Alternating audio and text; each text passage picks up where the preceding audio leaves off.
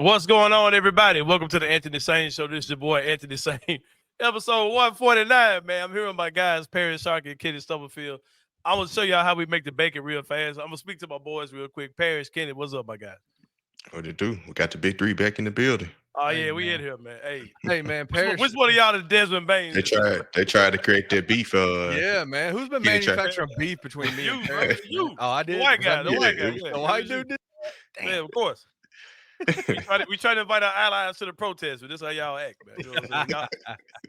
Whenever it's a peaceful protest, whenever it get crazy, it because the white people start doing crazy shit. If you go back and look through history, the white guys always get the crazy shit going at the protest. We started eating folks' faces and stuff including like that. killing people.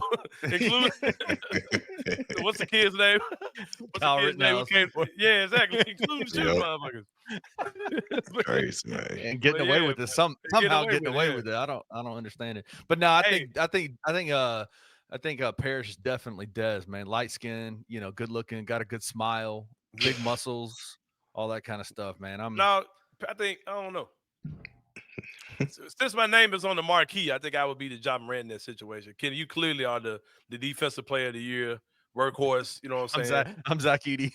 while the rest of us out chilling, you know what I'm saying? You taking care of your business. So yeah, you definitely Jaren while we taking games off. Exactly. Right. Exactly. Yeah. So now I can't give my boy Paris Desmond Maine. I don't know though, but Paris kind of had a rocky start. They had my boy in the locker room, couldn't record shit. Not Paris, He's the Jalen Wells, man. He starts off as a rookie, now he's starting, man. What are you talking about? Look at him now. Yeah. Paris, my boy in the locker room recording shit. Hey, I ain't gonna lie. Well-rounded. Paris Slick got the best locker room footage out here because he be getting everybody. Like Paris is really killing it. Yeah. What are you shooting your stuff with? Because it looks so good. My phone. Yeah, it should look good. My phone. I know y'all killed me for Android, but Samsung Galaxy got a good ass camera. Man, stop it. You do. It do look good though. That shit look good. It's got a good ass camera. And then I'm sure the news is like shooting a light in there, so you're getting their lighting right. Possibly, yeah, mate, that helps too. But I also shout out to Mike Sadie. Shout out to Mike Sadie. I have a tripod, or like a tripod I could carry like in my hand. Yeah, like, it's not like a long one. It's like pretty short that I can kind of just hold. So anytime I got the news cameras, I kind of like try to hold it, open them. I got you. It's great, everything. So yeah, that's how you do it. Just to give y'all some more how we make the bacon type stuff. Me, Kenny, or Paris will shoot a text message to the three of us saying, "Okay, what time we recording?" This is every Tuesday, every Thursday. This is what we do, right? Instead of us like getting together on Monday and just say, "Okay, what y'all week looking?" We literally do this day of every time. Yeah. And with my day job, I got so much going on. With Cerrito Bingo, I got a lot of stuff going. I just got a lot of stuff going on, bro. You know what I mean? I got this nonprofit I'm trying to get going that I ain't even discussed on the air yet. But I got all this stuff I'm trying to get going, right? So typically what happens is, like, if one of us, if Kenny or Paris can't make it, we'll just record with the other person and we keep it moving. My mind was so thrown off today. I wouldn't think, because Kenny was like, I got something to do between this window. I said, all right, man, we just got to record late tonight then. Then I get here and I'm like, man, I literally could have recorded the show without Kenny. Like, shit, man.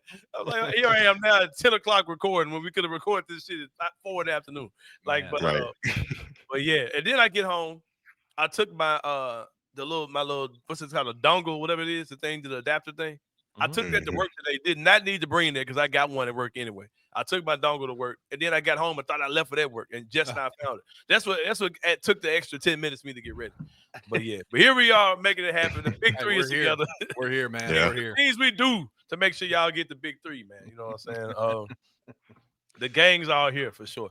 Shout out to the other guys on Bluff City Media. I've seen a lot of good content coming out. No bluffing, just continuing to just make us like old ass men. Like, oh, how do you do this technology thing? Because they're doing so much, bro. Because they went live the other night, and I was jumped on their show live, and then they launched it again today. I was like, dang, you could do that. So anyway, they got that going on.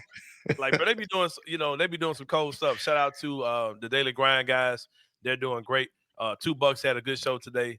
Brevin and Rob, check out their show, of course, in Night Court. A lot of stuff going on. Of course, every post game, Grizzlies 901, they're of course taking a break because we ain't got no games. We on break. Hey. Like them up. They need that break too. Yeah, it needs that break. That break fire. I ain't gonna lie. I wanted to ask y'all, would you rather be playing tonight or taking this rest? I'd rather be playing in Vegas. I ain't gonna lie. Well, right now, I was gonna get a chance to go to Vegas if they made it. So hypothetically, yes, I've heard them be playing. But I'm fine with.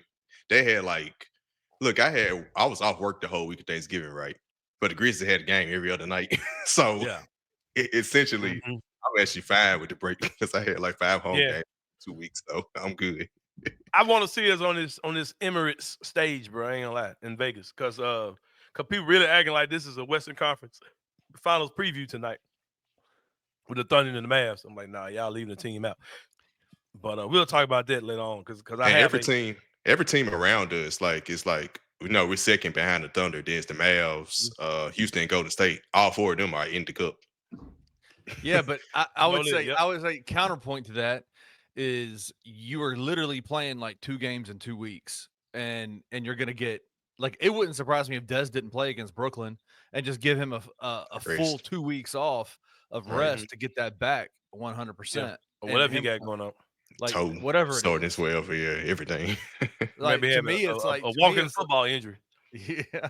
To me, it's hey man, get them ready for the stretch run, man. They got a lot going on. But we are second in the West. The last 2 shows we did last week, I was pondering the question, what are the Memphis Grizzlies? Are we good? And all these type of things. And today we have an answer. Man, the Grizzlies are good as shit, bro. We're good for real. You need that Brian Windhorst with me. Yeah, bro. We are good as shit. That's the answer for you all. Something's going on. After a loss against Dallas on the road, in which you were up by 13 points going to the 4th quarter, we lose to that team.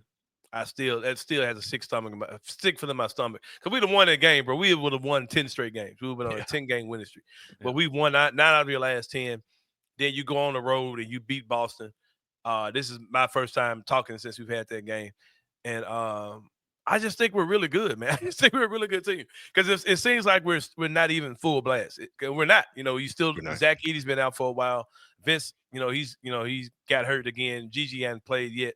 And I feel like there's something else going to happen this season. I think they're going to make some type of move before the season's over. But I think what we see now is not even probably 75% of what we are. And I think we're as good or better than anybody in the league. And going against Boston and not just beating them, but looking mature while beating them. Yep. You know what I mean? Yes, we had excitement with Ja, was excited talking to Brevin and Pete. I mean, Brevin, I've called my guy, Rob Fisher, Pete Predica twice today. But you saw Brevin, because Brevin and Pete did the show together. You saw Brevin and Rob, sharing that moment with Ja. But it was no, in the past, bro, we would have handled that win a lot different. You know what I mean? Just the way the team would have handled it. But not just after the game, but throughout the game, they handled the game with a certain level of maturity. And the way in which they won that game told me a lot. Especially when Boston came back. Yeah, because there was a very clear game plan that they stuck to throughout the entire game that was working, and they professionally beat the best team in the league on their home court. It wasn't a fluky they shot the lights off. Boston didn't have their team; they were full force fighting, and the Grizzlies just systematically beat them. And the big three, at the Grizzlies. Go ahead. The big 3 showed up because I think back to that Dallas game. I didn't get a chance to be on the last show. I didn't have a problem with Taylor Jenkins, what he did in the 4th quarter, because he left Desmond Bane in the game. He's the highest paid player on the team. They won 7 straight possessions without scoring with him on the game. I'm just like, you the highest paid player on the team. Y'all need to score. Yeah, I'm not. Right? Yeah. Saturday he did the same thing to Jai out, but guess who stepped up? Jaren Jackson scored 11 straight. That's the point. If you have a big 3, when Ja leads the court, Jaren and Bane needs to take up this slack. So that's why. That's why even Dallas game, it was like, hey, Desmond Bane was in during the game. That's on him. He needs to score. I'm about to shout out to my boy EJ to run the spaces. I'm about to pull an EJ real fast. Shout out to Taylor Jenkins for listening to the show and listening and doing what we told him to do. Playing the folks. So EJ be taking credit for everything. EJ, clearly, clearly is in the spaces. Yeah, he'll be saying somebody. He'll be saying Taylor Jenkins. Yeah. Adam Silver was clearly in the spaces last night. Right. And listened to it. Right. Shout out to my boy EJ. They listen to EJ. Don't let them tell you no different, bro. They watching. Hey, according to them, everybody listens. They really Everybody, everybody in the city gets their content plan from them. Yeah, real talk, man. EJ, if I ever stole something from you, it wasn't intentional, bro. We talk about the same shit, bro. We're talking about the same shit, man. I don't know what to tell you. Oh man, EJ be shooting off, man. Y'all saw him and Devin got into it. I missed it, Brad. Well, I better be on Twitter later, so okay. Oh god, I ain't got time to play with y'all tonight, bro. Shout out to my boy EJ. But what else did I say? Oh, Taylor Jenkins clearly watching the show, man. He started clearly watching the show. He started coaching off a field, man. His rotations got right. He played the starters. John, Jaren, and Baines played 34 minutes that night. So yeah, man, clearly Taylor Jenkins has been watching the show, man. He been listening. He listens to my advice, literally. I'll just say this to any coach: if you're looking to get into coaching, watch the Anthony Sain show first. Like watch number one, watch Anthony Sain show number one. Then tune into the Grizzlies Spaces. Yeah, you got it, bro. We got it. But I would say this in terms of decision making: if you have to ever make a choice about something, do I play John Conchar or our best players? Players more. Play your best players more. Right. Play your best players more. That's a good call. Yeah. Here's the thing. You might win Desmond Bain is out. Do I play John Jaren more, or do I just get more Jake LaRavia minutes? Or do I get exactly? Hey man, play John Jaren more, man. Like let's do that. It's easy, bro. It's an easy formula, bro. And shout out to Jake. He closed the game out. Jake's balling out, man. Like, see, that's a major thing that Taylor Jenkins did. I really got to give him props for real. Huge. You saw that Marcus Smart was just too full of cum, that he had too much semen in his bag that night, right? So he came out there just 1 of 11 from the field. Marcus Smart just can't help it sometimes, bro. Like you knew he was gonna come out there and do that shit. You knew against Boston he was gonna come out there and be on some bullshit. That man's out there getting reverse layups blocked. They're like Marcus Smart. Come on, Marcus, bro. Sit your ass down. And Taylor Jenkins was like, all right, bro. Like, Jake, go out there, go save him. Hey, shout out to me. I'm in my EJ season right now, man. Shout out to me, man, for finally giving Jake LaRavia a proper comp. Shout out to my boy Chip Williams. Hey, Chip Williams gets bonus points too. For if you can comp a white guy to a black dude, I give you bonus points because it's so lazy to just say another white guy, right? Because some dude, like I said, okay, who do you compare Jake LaRavia to, right? Some dude said Frank Kaminsky. I was like, bro, what are you talking about? They look alike. They look alike. Kaminsky was the same. They got the same haircut. Almost a tall, doofy looking mother, man. That's about it, bro. Hey, Frank Kaminsky was a 7-foot center, bro. Right. What the hell about this guy? He was like Jake LaRavia. But here's mine. I said Omri Caspi. His game reminds me a lot of Omri Caspi. Long-time vet, about 8-9 points a game. Mid-30s. Former Grizzly. Yeah, former Grizzly. Playmaker a little bit. Kind of hard-nosed dude. Kind of a connector type dude. Shot the ball pretty decent, whatever. I said Omri Caspi. My boy Chip Williams said the guy that they drafted him to be. Kyle Anderson with a jump shot. I said, hey, I ain't mad at you, bro. I can see that too. Yeah. But Kyle Anderson was a guy who you straight up would put on the best. You could let him defend the best player on the other team. He was that type of guy. And he can bring the ball to court. He's about him. He can really bring the ball to court. I can't. Jake be bringing that ball up the court. He looked. Maybe bringing that ball up the court. He can, but he ain't Kyle. Kyle Anderson like a true playmaker. Right. Like he can play point guard. Right. He played point guard before. I don't think Jake LaRavia. I don't want him being no backup point guard. I don't know if y'all watched the Bugs Bunny cartoons when Bugs Bunny was getting stuck by it. Something he's going ooh like something he was doing. He was hot water or something. Every time I see Jake do anything, that's the sound I be making. Oh shit, Jake pass. Yeah, because everything Jake do, bro, it seems like it's just like he dribbles a half a dribble too much. It's not natural. Yeah, it's like a baby step too much, or like he waited just a split second too long to pass the ball. It's like everything looks a little uncomfortable to him. But shout out to him because he's really been playing ball for sure. And what I was about to say about Jake, man. No, Jenkins, like I said, decided to go away from Marcus Smart closing the game and going to Jake, and it was good. It was fine. Jalen Wells is not quite at the point where he can finish games yet. I kind of get that. Because that one, I remember early in the season against somebody, I can't remember who we played against, but Jalen Wells was straight up getting baptized at the end of the game. Teams were just hunting his ass, and he was just fouling the hell out of everybody. I would like to see him close the game, though. Like, I want to see kind of where he is with that.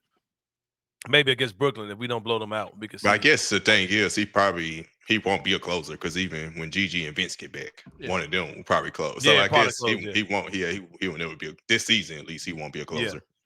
Yeah, but like I said, I'm excited. We do have an answer. I think the Grizzlies are not just a good team. I think they are a team that a realistic ceiling for them would be to come out the West. I'm being for real. Like I think and I heard Chris Aaron just say the same thing. That I think that's a realistic possibility. I like the way Chris put it. He said that the NBA Finals is something that the Grizzlies did. I wouldn't be shocked. Like how the hell did they get here? That's a non-shocking end of the season. It would be the Grizzlies to beat in the NBA Finals. Like I can see it. I think we're a very good team. And I think we're just going to get better. But something to be honest with you, real quick on it. To be honest with you, what makes me say that even more, and in agreement with what you and Chris are saying, is what Jaren Jackson Jr. is doing out there, man. Jaren Jackson Jr.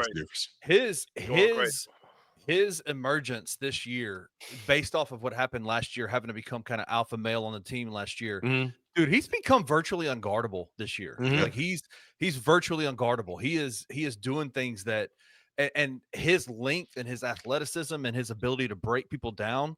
There was multiple possessions in a row in that fourth quarter where he took Porzingis to the basket. He took Jason Tatum to the basket. Posted Jaylen Brown up, and they just could. It didn't matter. He has ascended to that place in his career where it does not matter who's guarding him, and that to me is like that level of play out of him is what raises the ceiling more than anything else for the Grizzlies this year. Is that play? Also, I want to add to that Desmond Bane being clutch, because last year we lost a lot of them games because in clutch time moments Desmond Bane didn't make a shot.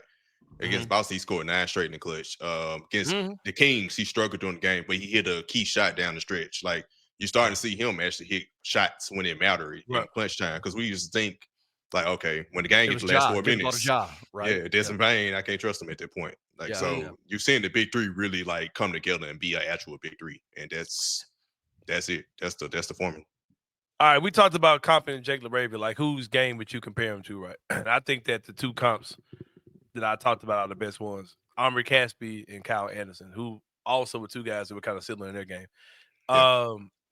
Who in the world would you compare Jaren Jackson Jr.'s game to? Like, there literally is no template for what Jaren does.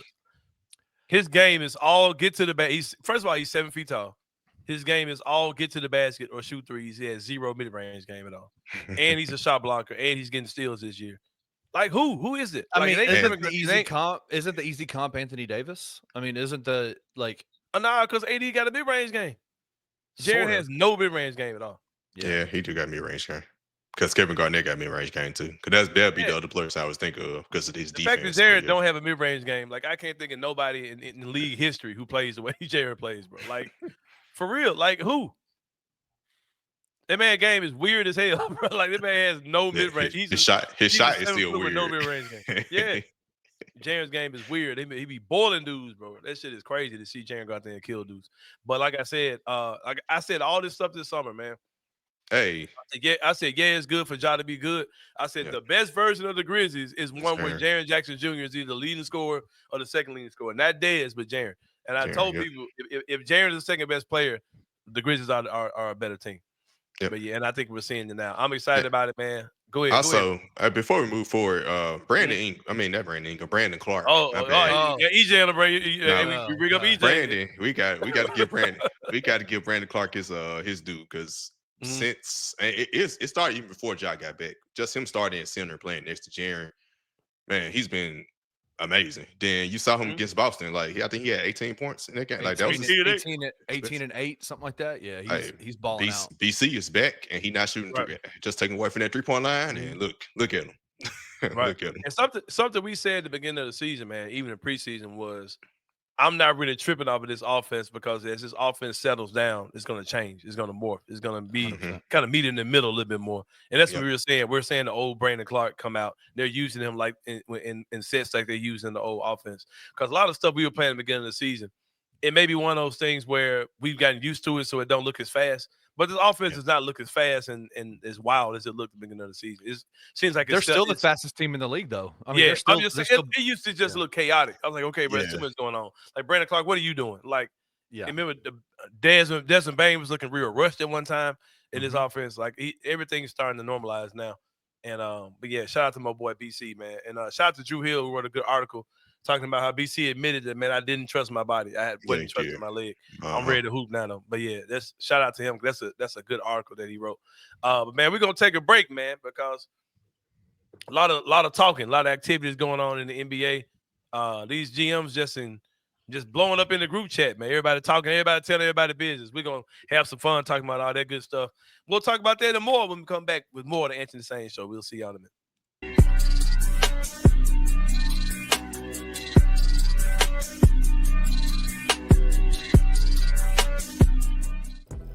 We needed that win just for morale purposes. If they go up there, they already lost to the Mavs this week. Again, not even just for the fan base, but for themselves. Like, how do you stack up against these top teams in the league? That's a big confidence boost, bro. And so, shout out to them for going there and doing what they had to do. Ja, that just shows you when he is on, locked in, nobody's gonna beat him. But when his team is coming around supporting him, that's going to be hard to beat. It didn't seem like the moment was too big for anybody on the team. And again, like you said, it starts with Ja. Ja was locked in from the jump. Being ejected from that Kings game was probably the best thing that could have happened to him for the Celtics game because he was on demon time from the jump. Tune into the No Bluffing Podcast with your hosts, Christian Ingram and Evan Hayes, every Monday at 12 p.m. only on the Bluff City Media YouTube channel.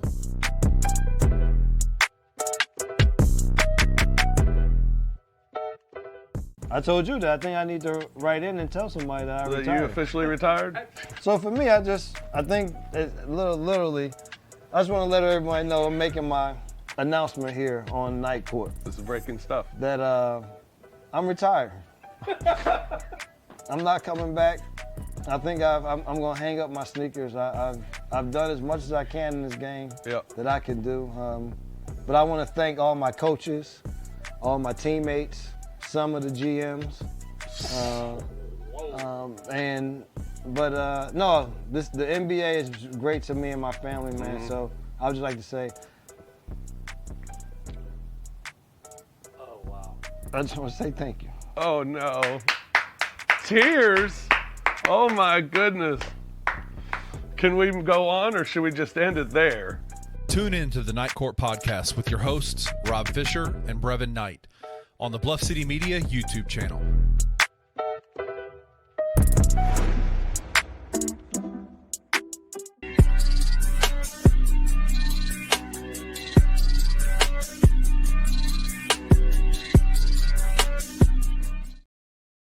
All right, y'all. Welcome back to the Anthony Sain Show. I'm looking at this Thunder versus Mavericks game is going on right now as we're recording this. Luka Doncic has 12 points now. Come on, my parlay has breath, man. It makes me so bad, bro. Like I'm just gonna break down my last week parlay history before we wrap up the show. And I chat with y'all. I don't bet much, bro. I have a very simple strategy. I'll bet $10. I just want my $10 to turn to $50. I want my 10 to turn to 50. That's all I want to do. And I had these little small bets I do about simple stuff. Usually no more than the guy having to score 15 or 20 points. It's the most I probably do. And there's certain guys I know is gonna give me 20 points. I know Luka's gonna give me 20. I know SGA gonna give me 20. And there's certain girls I just pencil in for them 20 points, right? And last week, man, I'm gonna give you my parlay history. I had everything hit except for Anthony Davis had the worst game of his career, probably. He was the only person that I only needed like 15 points from him. I didn't get that, right? I had another game where Kevin Durant gets hurt. Everything hits, but Kevin Durant gets hurt in the middle of the game. Another game, Ja Morant gets thrown out of the game in the fourth. I needed 15 points from him. He gets thrown out of the game. Yeah, he was struck before that. I don't know. He was back there. I don't know if you would have gotten 15 if he had stayed and played. Right, if he had stayed in. If he had played overtime. And then my boy from Cleveland, what's the big man name? Evan Mobley. Evan Mobley got hurt. And all I needed was like 10 points from him. I'm like, bro, good God, bro. Yeah, he had like a 40-point game or something after that. He had 40 points. And no, the game before he had 40. Then this game he gets hurt with 2 points. Yeah, that's why I don't bet, man. I couldn't handle that. Man, Luka, you a clown, bro. This man got 12 points. Man, Luka, I stopped betting, man. It's fun though, man. I don't lose money doing that stuff. So I didn't used to bet much either. But yeah, that'd just be crushing. It's just for fun. But yeah. Also, what's fun is the NBA Emirates Cup, the in-season tournament. How you change the name after 1 year? Anyway, sponsor, man. They got that sponsor. Right. The Saudi money come in. You change the college up to Saudi money. Something else. Anthony Sain shall become the Anthony Emirates Sain Cup. Emirates Sain Cup, whatever y'all want to call it. You never lied. You fly me over there, but nah. I'll change the name super fast if they want to. Man, what? Man, I'm trying to tell you. But while all those teams, the teams that are in the Emirates Cup are playing, most of the NBA is not playing in this tournament. I want to say, what is it? 8 teams advanced to this? Yeah. 8 teams advanced to this. So there's 22 teams that aren't playing. Oh, and those 22 GMs are talking their ass off this week so far. Reports all over the Twitter today from the Shams of the world, the Mark Steins of the world, and all the aggregators have been sharing their tweets as well. And there's one team whose name you often don't see in these type of discussions that you've seen a lot in the last year. In the last year, you've seen the Memphis Grizzlies name in some of these conversations. This is something you normally wouldn't see. You would hear about the Grizzlies after the fact, but before trades happen, you typically don't hear anything saying that the Grizzlies are interested or involved in somebody. The report that came out today. Real quick off the top, I feel like this is your favorite time of the NBA season. Oh, yeah, it is. Where the games are being played, but also it kind of itches that, like, it kind of scratches that conspiracy, like itch that you have, the trade talk kind of stuff. Yeah. Like, I just think you get off on this, and I love it. I love to see how teams think, because I don't just look at stuff at trade value. I got a friend that's a Warriors fan. My guy Clay, right? He's from Memphis, but he's a Warriors fan, big time Steph Curry fan. And like, there was a tweet that came out today that said that the Brooklyn Nets are looking to trade. They're willing to trade Cam Johnson, Dorian Finney-Smith, and Dennis Schroeder, right? And they said that the Warriors are interested in all 3 of them. And I know my guy Clay has. I know he's going in the trade machine and got to trade all 3 of those dudes go to Golden State for nothing. Like, I know that's But I look at something like that, I'm like, okay, that's clearly that they talked, and they probably told Golden State no on any trade idea they had, and that information just came out. Like, I know when I see that type of information comes out, I don't just look at it at face value. I look, okay, so what happened that this information came out like this? You know what I mean? And what could that mean for the rest of the league? Because you always hear, like, there are certain teams that just move super thirsty when it comes down to trades. Like, they don't mind hiding the fact to let you know that they're calling everybody. That's the Lakers. Every year, the Lakers, you're gonna hear the Lakers are interested in, because they're just thirsty. Rob Pelinka gets on the phone, just thirsty. You know what I mean? There's some teams that they do a lot of moving, but they move in silence. It's us, Toronto's like that. They don't do a lot of talking. But there are some teams just be talking their ass off, man. Like, if you slide their DM, they are the fine messy chick on social media that if you slide DM is a good and post it. And that is the Brooklyn Nets, bro. They are the messy Instagram chick. That's why I said they're the new Toronto Raptors. Because last year with OG, they were pump faking for like 3 years with him. No, but see, they keep their shit on the low though. But Brooklyn be calling to tell you all these folks are calling us, y'all. They in my DM, y'all. Man, Brooklyn is going to tell your business, bro. And Brooklyn they have a shrewd front office, man. Like, they're going to try to milk everything. They're going to try to get everything they can out of Cam Johnson and Dorian Finney-Smith. Like, they're probably going to haggle teams because they're like, okay, we'll keep these dudes. If y'all don't give us what we want, we'll keep them. And I do, but the fact that you see the Grizzlies mentioned in that, and I'll just go behind the curtain a little bit. That's public that the Grizzlies have reached out to Brooklyn, and I think that's real because Brooklyn tells everybody's business. And the Grizzlies have had communications with Brooklyn before. They made a trade with Brooklyn in the offseason. I've heard about 2 other teams that the Grizzlies have reached out to. I'm not going to share those names here. Sorry. But I've heard you 2 guys know who I'm talking about, but there are 2 other teams that I've heard the Grizzlies have reached out to. With that being said, I expect the Grizzlies to do something before the trade deadline. There's a lot of movable parts on this team, and there's a lot of things you have to keep in mind. Name rhymes with Duke, Leonard. Leonard, I would say Leonard. Yeah. I think they're dangling Luke Kennard. I think they're trying to move him. If for nothing else, is just a $10 million expiring contract. A guy who's still probably one of the better shooters in the league. And it's crazy because there's some conversations I've had with people, some arguments I've had with people. I just get quiet. Like, all right, bro, let's just see how this plays out. And it's played out exactly the way I thought it would. Minus Vince Williams and Gigi Jackson, I ain't even played a minute with Luke Kennard. I was telling people, full strength, Luke Kennard is not going to play a lot of minutes. And Vince and Gigi ain't even out there yet, and he's still not playing a lot of minutes. Jake LaRavia is taking his minutes. Did I think Jake LaRavia was going to take his minutes? No. Yep. Did I think Jalen Wells is going to get minutes? No.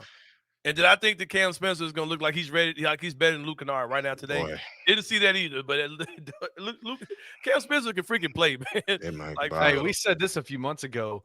Jalen Wells playing the way he's playing changes the calculus for the Grizzlies a whole lot of shit. In a lot of ways. And honestly, it was Duke Leonard that I thought was going to be impacted the most, to be honest with you.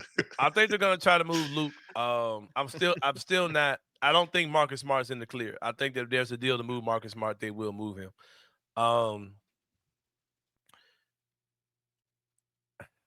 You have to look at Santi Aldama as a trade piece. I think you just have to. I think Santi's playing well, but I think you have to look at the reality of if you play. Santi just got a new agent too. His agency switched to an contract, so that lets you know he's trying to get that money this summer. So I think the Grizzlies are the only team that's really going to pay him like that. I don't even think the Grizzlies really want to pay him like that. You know what I mean? So I can see, and we forget that Santi's still young. Like in most of these trades, like if you go get a Cam Johnson, a team like Brooklyn, they're going to want a draft pick.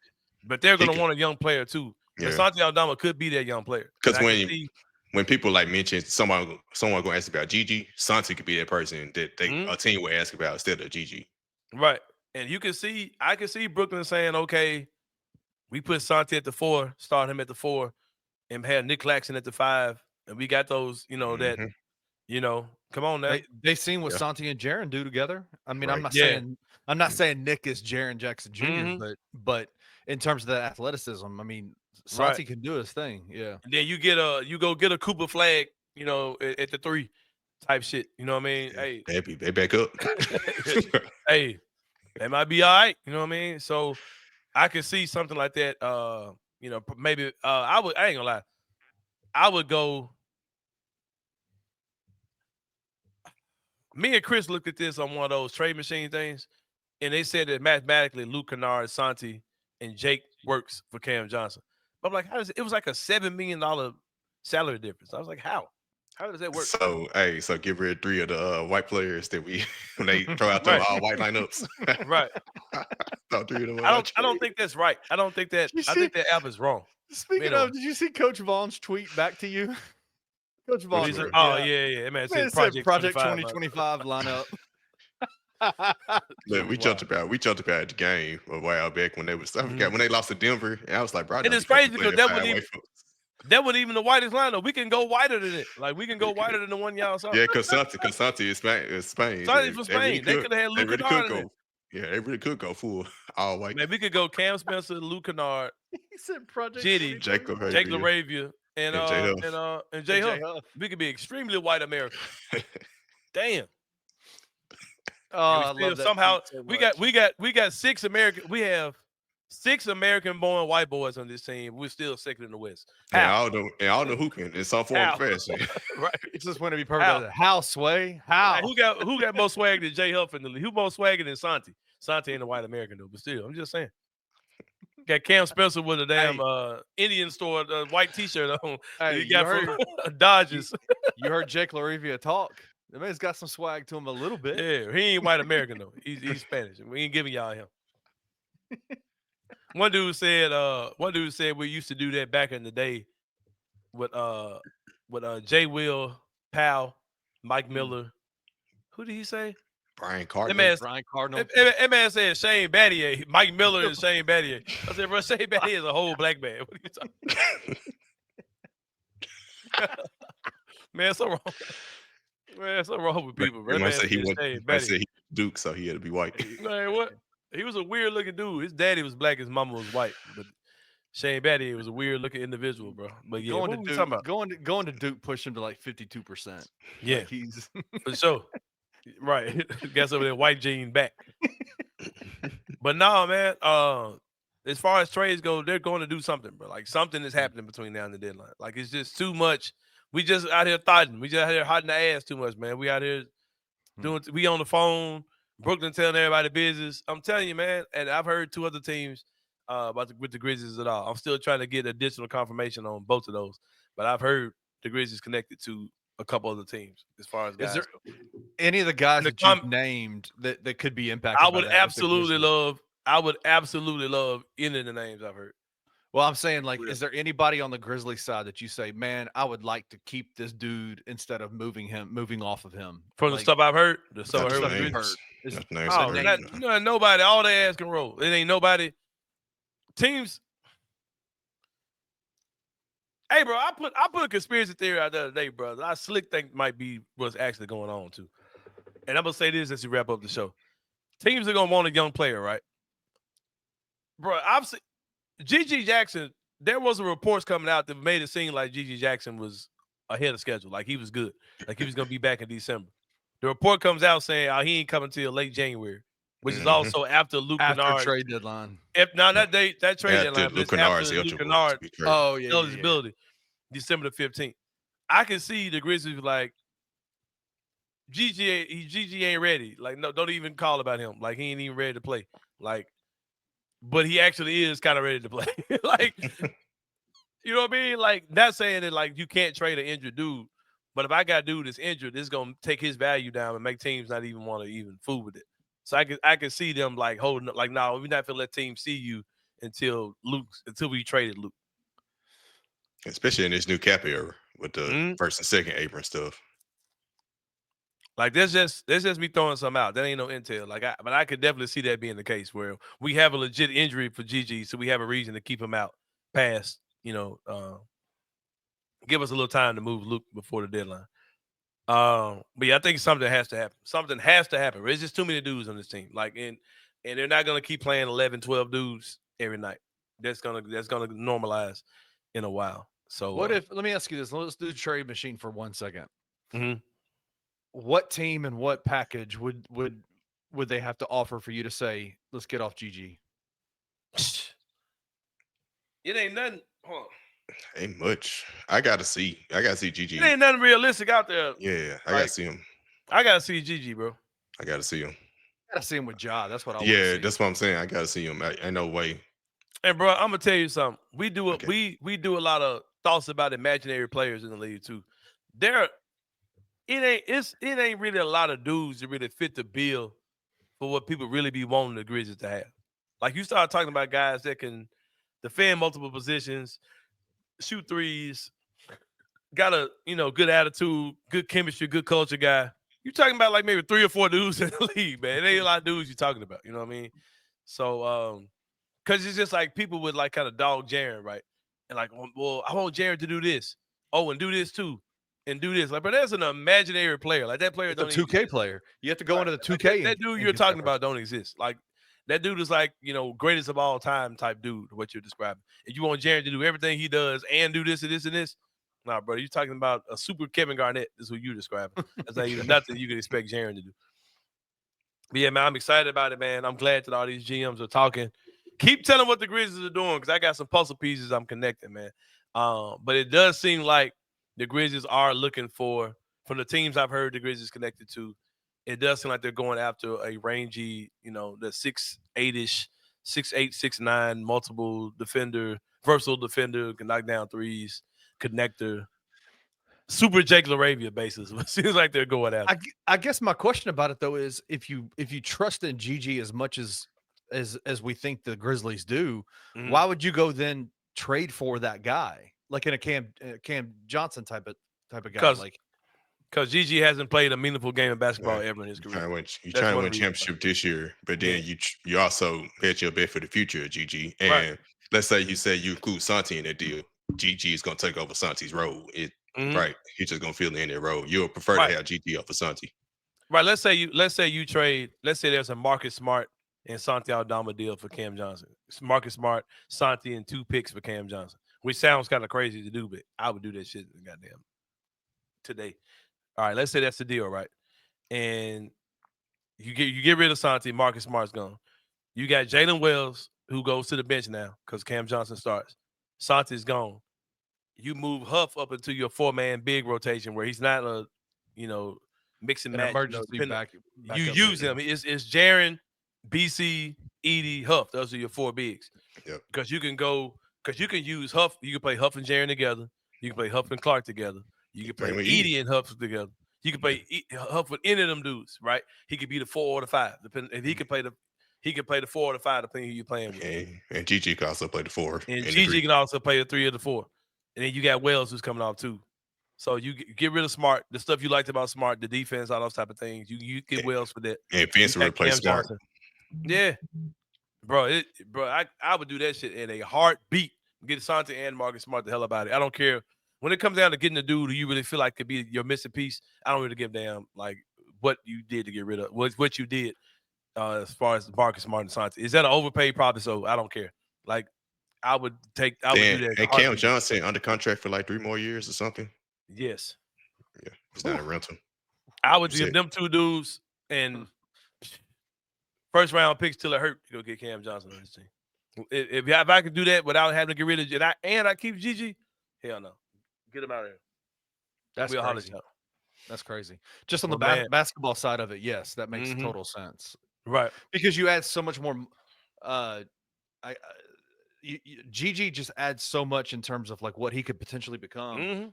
The lineups that he can play the 3, he can play the 4, he can play, all of those lineups. And Santi's decent at that. Santi's really, really good. But GG adds a lot more to the equation, I think, for the lineups, for the rotations. To back up what you're saying, GG's ceiling could put you in a place where you're talking about right now. We have a debate with this Ja, Jaren, or Bane, right? Like as far as the big 3, GG's potential could be. Are we talking about Ja, GG, Jaren, or whatever? Where you bumping? That's the discussion you having. Or hell, in a perfect world, he's the best player on the team because he's 6'8", 6'9", versatile scorer, and Ja's your second best player. That would be, scary if that's what you're talking about. It's crazy. So that's the type of conversation you have with him. It's not a GG versus Cam Johnson. It's really how good could GG be, in the future. But gentlemen, it's been a good one. I told y'all I wasn't gonna hold y'all. I done wasted y'all the entire day, so I'm gonna get y'all up out of here. I want to talk some Tiger basketball, but I ain't got time for this shit. I'm gonna say this real quick. We go get up out of here. I'm gonna say we're gonna get up out of here. When the Grizzlies are good, I couldn't give a shit about what Tiger basketball got going on. And them folks just lost a crazy ass game against Arkansas State. Just make it to the tournament, bro. I don't care about just make it to the tournament. Just get in, make it to the tournament. I don't care about none of this going on right now. The season's gonna be judged. Did they make the tournament or not? And that's all I really care about. That's it. But but for Kenny Stubblefield, for Paris Sharkey, this is Anthony Sain. We'll see y'all next week. The Grizzlies ain't got no games, so I don't know what we're gonna talk about. We'll talk about something. But anyway, we'll talk about Penny now. But anyway, we'll talk Penny next game. Right. We'll see y'all on Friday and we out. Thank you for listening to the Anthony Sain Show. If you enjoyed this episode, leave a rating and a review wherever you download your podcasts. Also, like and subscribe to Bluff City Media's YouTube page. For comprehensive coverage of Memphis sports, head over to www.bluffcitymedia.co and find out how you can become an insider. We will see you back here next week.